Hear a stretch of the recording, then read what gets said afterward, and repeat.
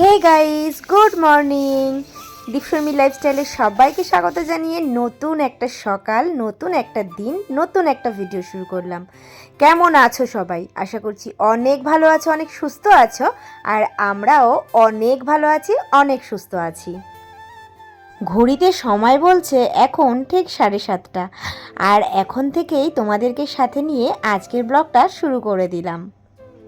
এবার বলো তো, আমার ভিডিও তোমরা কে কোথা থেকে দেখছো, আর তোমাদের ওখানে এখনো পর্যন্ত কতটা ঠান্ডা আছে দেখতে পেরেছো? আমাদের এখানে কিন্তু এখনো ভালোই ঠান্ডা আছে। আর আজকে দেখেছো সকালের দিকে কিন্তু কুয়াশাও দারুণ পড়েছে। এখন এতটা বেলা হয়ে গেছে তারপরেও কতটা কুয়াশা রয়েছে, মানে এখনো অবধি কিন্তু সূর্যি মামা আমাদেরকে আলো দেয়নি, দেখে বুঝতেই পারছো। তো যাই হোক, সকালবেলায় ঘুম থেকে উঠেই দেখো কাজে হাত দিয়ে দিয়েছি। এবার তোমরা হয়তো ভিডিওতে কাজ দেখে একটু অবাকই হচ্ছ যে ব্যাপারটা কি, সকাল সকাল দিদিভাই আজকে কাজকর্ম দেখাচ্ছে। হ্যাঁ, অবাক হও না। আসলে এই কাজগুলো না মানে আমার সাধারণত করা হয়ই না, যেহেতু আমি ভোরবেলা উঠতে পারি না। আর আমার শাশুড়ি মা ভোর 4টের সময় ওঠে, ওনার না এটা চিরকালের অভ্যাস। তো উনি কি করেন, অত সকালবেলা উঠেই এই কাজগুলো করে ফেলেন, আর আমার দ্বারা সেটা সম্ভব হয় না। এবার আমার করতে গেলে একটু বেলা হয়েই যাবে, এই রকম টাইমে 7টা 7:30। তো এই সময়টা শাশুড়ি মা আমাকে দিতে পারেন না, তো সে কারণে আমার কিছু করার থাকে না, ওনাকেই করতে হয়। তো আজ যেহেতু ওনারা কেউ বাড়িতে নেই, তাই এই কাজগুলো আজকে আমাকেই সামলাতে হচ্ছে। তাই জন্য দেখো সকালবেলা ঘুম থেকে উঠেই কোনো কথা না বলেই আগে কাজে নেমে গেছি। ঠান্ডা তো লাগছে একটু একটু, কিন্তু কিছু করার নেই, যেহেতু কেউ নেই আমাকে তো এগুলো করতেই হবে। তাই তোমাদের দাদাভাইকে আর ডাকিনি, আমি এসেই আগে দেখো গেটের তালা ঠালা খুলে তারপর দেখো আমি এখানে কাজ করা শুরু করেছি। যাই হোক, উঠোনটা ঝাড় দিয়ে এখন আমি গেটটা ভালো করে ঝাঁটিয়ে নিচ্ছি। আর এখন গেটটা আর কি আমি জল দিয়ে ধুয়ে নেব। হ্যাঁ, আমি একজন কন্টেন্ট ক্রিয়েটার বটেই, তবে সবার প্রথমে কিন্তু আমি একজন বাঙালি ঘরের বউ। তো এই আশিবাসি ব্যাপারটা আশা করি প্রত্যেকটা বাঙালি ঘরের বউরাই মেনে থাকো। তো আমিও আর কি সেটাই করছি।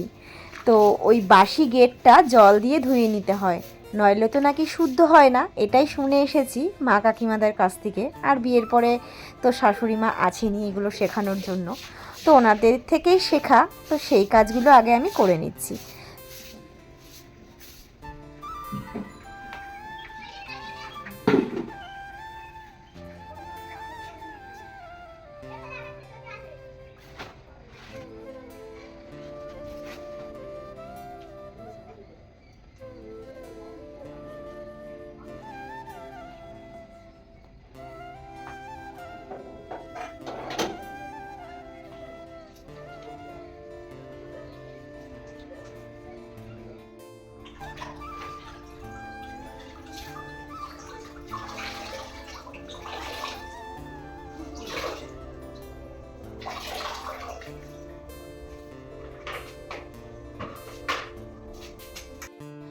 তো বাইরের কাজটা কমপ্লিট করে এখন চলে এসেছি ঘরের কাজ করতে। তো ঘরে দেখো বাসিঘর ঝাড় দিয়ে এখন আমি ঘরটাকে ভালোভাবে মুছে নিচ্ছি। আর এই ওয়ালগুলোতে দেখেছো কি অবস্থা করে রেখেছে। আসলে তোমরা হয়তো অনেকেই জানো না যে আমরা বাড়িতে কজন সদস্য থাকি। আমরা কিন্তু বাড়িতে টোটাল 6জন সদস্য থাকি। এবার বলি কে কে। আমি আছি, তোমাদের দাদাভাই আছে, আর রয়েছে বাবা মা, আর তার সাথে আছেন আমাদের ঠাকুমা শাশুড়ি। আর একজন কিন্তু আমাদের বাড়িতে বড় সদস্য রয়েছে, যেটা তোমরা অনেকেই হয়তো জানো না, আবার অনেকে জানো, চলো বলেই ফেলি। সে হচ্ছে আমাদের মিনি সোনা। তো তোমরা নিশ্চয়ই জানো আমাদের একটা বিড়াল আছে। তো ওই বিড়ালটা হচ্ছে মেয়ে বিড়াল। আর ওই মেয়ে বিড়ালের জন্য না কতগুলো হুলো বিড়াল এসে ওকে খুব ডিস্টার্ব করে। জানি না, আমাদের বিড়ালটা না দেখতে কিন্তু দারুণ সুন্দর।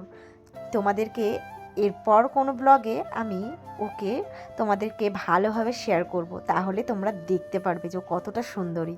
আর আমাদের পাড়ার মধ্যে একটুখানিকের মধ্যে না মানে ও সব থেকে সুন্দরী বিড়াল। আর বুঝতেই পারছো ওর পেছনে কত হুলোর যে লাইন পড়ে, সেটা মানে আর তোমাদেরকে ভেঙে বলার কিছু নেই।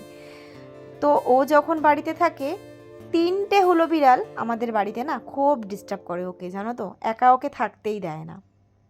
আর ও ভয়ে ভয়ে এ ঘর ও ঘর করে, আমাদের কাছে এসে জড়ো হয়ে বসে, ভীষণ ডিস্টার্ব করে। আর ওই হুলোগুলো এই দেওয়ালের কোনায় কোনায় না হিসু করে রাখে, জানো। কেউ আবার খারাপভাবে নিও না, হিসু বললাম বলে। সত্যি বলতে এইটার জন্য না আমরাও প্রচণ্ড ডিস্টার্বড হই, জানো তো। এক এক সময় মনে হয় কি মিনিকে দূরে কোথাও ছেড়ে দিয়ে আসি, কিন্তু ওই যে মায়া, মানে 3 বছর ধরেও আমাদের বাড়িতে রয়েছে, তো সত্যি বলতে না মায়ায় পড়ে গেছি। মানে 3 বছর এখনও হয়নি, 2.5 বছর চলছে, তবে খুব তাড়াতাড়ি 3 বছর কমপ্লিট হয়ে যাবে। আর সে কারণে না চাইলেও পারি না দিয়ে আসতে। কি করব বলো, ও তো একটা না বলা পশু, তাই না। তো ও আমাদের বাড়ির একজন সদস্য হয়ে গেছে, আর ভীষণ ভালোবেসে ফেলেছি, ঠিক সন্তানের মতন।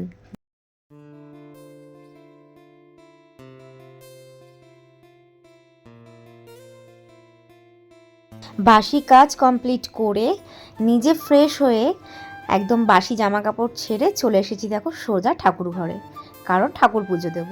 তাই ঠাকুরের বাসি ঘরটাও আমি মুছে নিলাম একটু ভালোভাবে। এরপর ঠাকুরকে পুজো দেব। ঠাকুরের বাসন কাল রাতেই ধুয়ে রাখা হয়েছিল, সেজন্য আর সেরকম একটা অসুবিধা হবে না।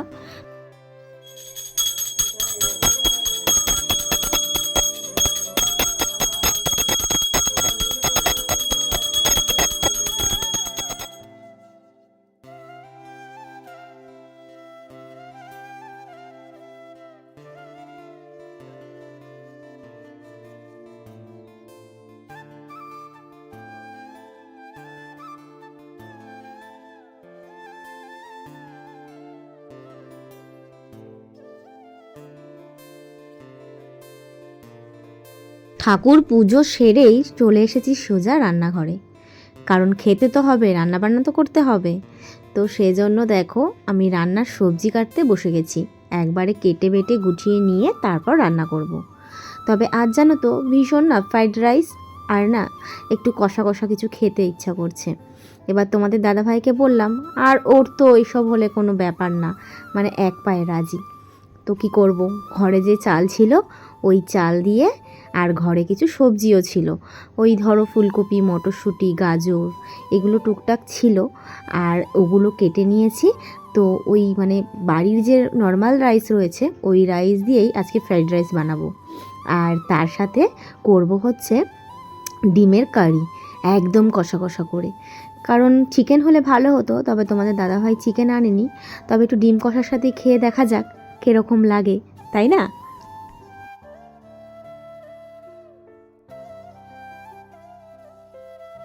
তো দেখো আমার সবই কেটে একদম গোছানো রেডি হয়ে গেছে। এদিকে আলুও কেটে নিয়েছি, আর এদিকে মশলাগুলোও সব কেটে নেওয়া হয়েছে, আর সবজিগুলো তো হয়েই গেছে। তো চলো রান্নাবান্না সেরে তারপর আসছি। তো ফাইনালি দেখো আমার রাইস রেডি। জানি না কেমন হয়েছে, এটা খাওয়ার পর বোঝা যাবে যে খেতে কীরকম হয়েছে, বাট দেখতে তো বেশ ভালোই লাগছে, তাই না। আর দেখো তার সাথে ডিম কারিটা, উফ রঙটা কি এসছে সত্যি। আর তার সাথে কিন্তু গন্ধটাও দারুণ বেরাচ্ছিল, মানে সত্যি তোমরা কাছ থেকে না দেখলে হয়তো বুঝতে পারতে না। তো নিজের রান্নাতে না নিজেই প্রেমে পড়ে যাচ্ছি। তো যাই হোক, যখন রিভিউ দেওয়া হবে খাওয়ার তখনই তোমরা জানতে পারবে কীরকম হয়েছে। তো দেখো আমার এদিকে রান্নাঘর পুরো পরিষ্কার করে নেওয়া হয়ে গেছে, রান্নাঘরের কাজ আমার পুরোপুরি কমপ্লিট।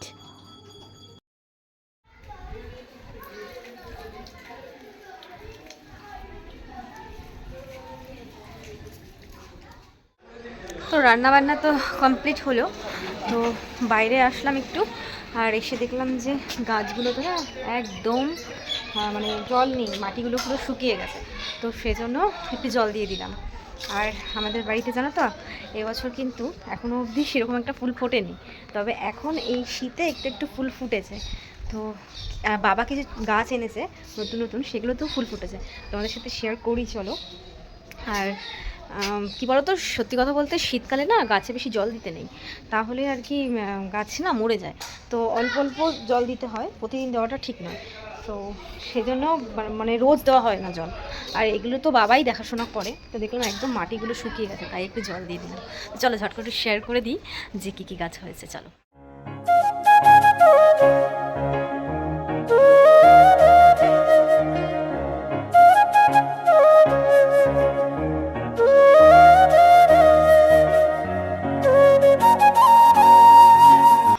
বাবা 3টে চন্দ্রমল্লিকার গাছ নিয়ে এসেছিলো আর 3টেতেই ফুল ফুটেছে। দেখো এটা হচ্ছে একদম পিওর একদম পিঙ্কটা, রেড পিঙ্কটা, ওই পিঙ্কটা ফুটেছে। দেখতে ক্যামেরাতে অনেকটা ভায়োলেট ভায়োলেট লাগছে, কিন্তু ভায়োলেট নয়, এটা কিন্তু পিঙ্ক। আর এটা হচ্ছে হোয়াইট চন্দ্রমল্লিকা। আর এটা দেখো কি সুন্দর কালার, দেখতে পাচ্ছ পুরো ওয়াইন কালার, কি দারুণ না? আমার তো এই কালারটা হেভি লাগছে। এটাকে কিন্তু ঠিক পার্পেলও বলে না, ম্যাজেন্ডা কালার যেটা বলে না, সেই কালারটা। তো ম্যাজেন্ডা কালার হেভি লাগছে না কালারটা? বলো এই কালারের শাড়ি যা লাগবে না। এখন তো উঠেছে তাই না বলো, এই ইয়েলোটা আর এই ম্যাজেন্ডা কালারের কম্বিনেশনে কিন্তু অনেকেই শাড়ি ব্লাউজ ম্যাচিং করে পরছে, ভীষণ ভালো লাগছে।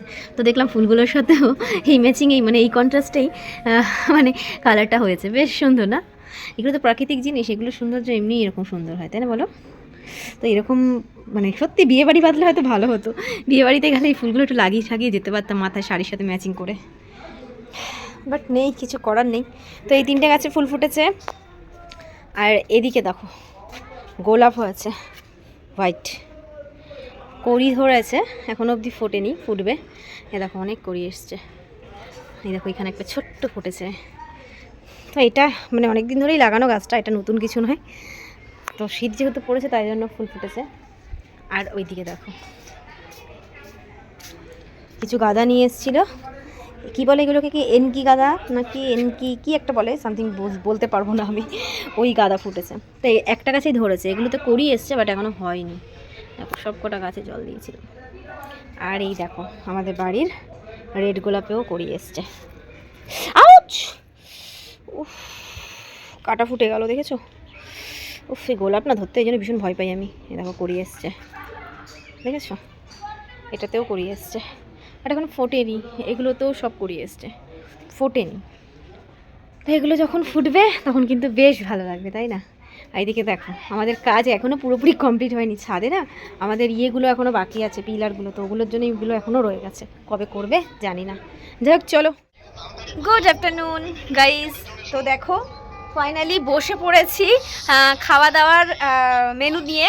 তো এসেছি হচ্ছে ছাদে, হালকা হালকা রোদে বসে বসে খাওয়ার মজাটা তো আলাদা, তোমাদের সাথে তো শেয়ারই করেছি যে আমি রোদে বসে খাই। আর ওই দেখো আমাদের মিনি সোনাও চলে এসেছে খাওয়ার জন্য, এখানে বসেছিল আমার পাশে, তাড়িয়ে দিলাম, ঝাড়াঝাড়ি করে তো খাবারে আসবে। তো এই দেখো বসে পড়েছি, আমি বসে পড়েছি আর তোমাদের দাদাভাই বসে পড়েছে। তোমাদের দাদাভাইয়ের অলরেডি দেখো ঢেলে খাওয়া দাওয়া হয়ে গেছে, আর আমি এখনও খাইনি, দাঁড়াও তোমাদেরকে একটু শেয়ার করি। এই দেখো রাইস আর এই যে ডিম কারি, আর এই তোমাদের দাদাভাই পুরো মেখে নিয়েছে। সুন্দর ইয়ে থাকছে, এখন ভিডিও করবে না খাবে, আমার খাবার দাবার এরকম সামনে থাকলে আর ইচ্ছা করে না ভিডিও করতে। বুঝতে পেরেছো? সামনে থাকলে আবার লোভ সামলাতে পারে না, কতক্ষণে খাবে। ওই যে এখানে কার্টুন চলছে গোপাল ভাঁড়, আর এদিকে খাচ্ছে তোমাদের দাদাভাই। আমি এখনো স্টার্টই করিনি। কেমন হয়েছে গো? টেস্ট করেছো? হ্যাঁ টেস্ট করেছি, খুব সুন্দর হয়েছে, কারিটা খুব ভালো হয়েছে। আমার আর ভালো লাগছে না রিভিউ দিতে, এখন আগে খেয়ে নি। একটু ভালো করে বলো, ভালো হয়েছে খেতে? খেতে এতটাই ভালো হয়েছে যে আমি আর ভালো লাগছে না আমার এখন ভিডিওর সামনে আসতে, আমি এখন আগে খেয়ে নি। ঠিক আছে। এত সুন্দর লোভনীয় খাবার সামনে থাকলে আর ভালো লাগে না ভিডিও করে। আমার বরটাকে যদি ভাত দিই খালি বলবে কমাও কমাও কমাও, আর বিরিয়ানি বলো আর এরকম রাইস টাইস বলো যদি দিই, তাহলে ভাত ভাজা ও যেটা খুব ভালো খায় তোমাদের বলেছি, ওটাও যদি অনেকটা করে দিই থালা ভর্তি করে, তাও ও খাবে, বলবে না যে না আর দিও না। তো রাইসটা অনেকটা দিয়েছি, খাবে এখন, মানে সবটাই খাবে, অসুবিধা নেই তাই তো। এগুলো তো না নেই, সব খেতে খুব ভালোবাসে। তো চলো আমিও খেয়ে নিই, খাওয়া দাওয়া করে দেন আসছি, চলো সঙ্গে থাকো। A few moments later.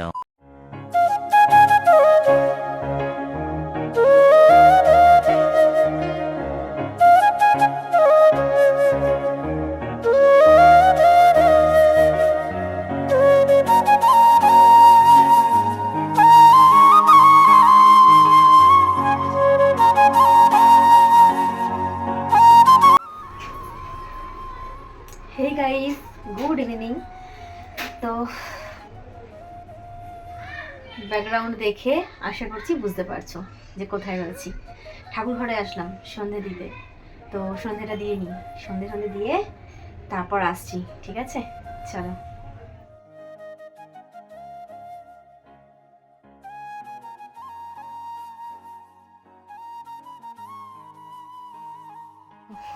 সন্ধেবেলা টিফিন রেডি করে নিলাম, একটু ম্যাগি দিয়ে সোয়াবিন দিয়ে ভালো মতন ভাজা ভাজা করেছি চাউমিনের মতন করে, যেটা কিন্তু খেতে খুব টেস্টি লাগে। এ বাবা, একটা জিনিস মিস করে ফেললাম, মটরশুঁটি দিলে খুব ভালো হতো বলো, মটরশুঁটিটা দিতে ভুলে গেলাম।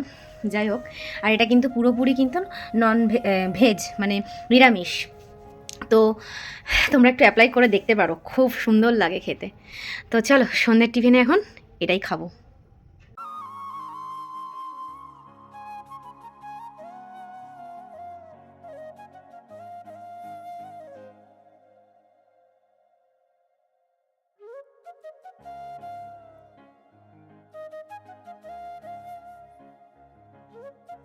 সন্ধেবেলায় দুজনে মিলে একসাথে খেয়ে নিচ্ছি সন্ধ্যের টিফিন। কেমন লাগছে বলো দুজনকে? এরকমভাবে খাবার কিন্তু মজাটাই আলাদা।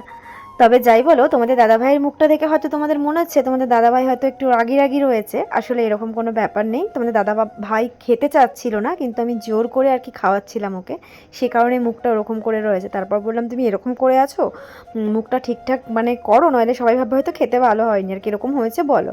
তাই জন্য ও বলে দিল যে না, হ্যাঁ খেতে খুব ভালো হয়েছে। তো যাই হোক, চলো আজকের ব্লগটা আমি এই পর্যন্তই রাখছি। আমরা এখানে দুজনে মিলে ম্যাগি খেতে থাকি, আর তোমরা চ্যানেলটা সাবস্ক্রাইব করতে থাকো। আর যদি ভালো লাগে ভিডিওটা, অবশ্যই লাইক করো, কমেন্ট করো, আর প্রচুর শেয়ার করে দিও ফ্রেন্ডস ফ্যামিলিদের মধ্যে। আজ তবে এইটুকুই রাখছি, দেখা হচ্ছে আবার নেক্সট ব্লগে। ততক্ষণ তোমরা ভালো থেকো, সুস্থ থেকো। চলো, good night, sweet dream and tata, bye bye.